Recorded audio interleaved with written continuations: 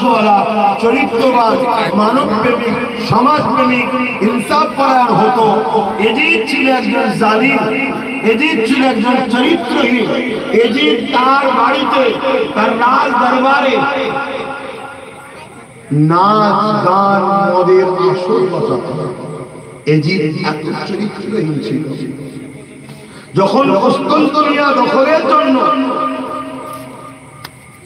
হযরতে মুআবিয়া হুজুর সৈন্য পাঠায়, এত ডিপ ইতিহাস আপনারা বুঝতে পারবেন না, আসলে বিরক্ত হয়ে যাবে। কুস্তান্তনিয়া আল্লাহ নবী বলেছিলেন, কুস্তান্তনিয়া দখল করার জন্য আউয়াল যে টিম যাবে তাদের মধ্যে যারা থাকবে তারা সব জান্নাতি। জোরে বলুন সুবহানাল্লাহ। অনেকে জোর করে ওই টিমে এজিদ ছিল বলে প্রমাণ করতে চায়, কিন্তু এজিদের ভক্ত মুনাফিক মুসলমানগুলো যতই চেষ্টা করো পারবে না। এজিদ গেছে 7 বা 8 নম্বর টিমে, তাও এজিদের একটা কথাতে মুআবিয়া হুজুর রেগে গিয়ে জোর করে তাকে পাঠিয়েছে।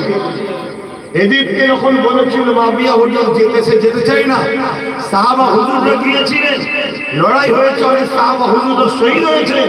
এজিদ তখন বলছে, আরে তোদের মতো বোকা কে আছে, আমি নারী নিয়ে মদ নিয়ে ফুর্তিতে আছি, তোরা ওখানে জান দিচ্ছিস।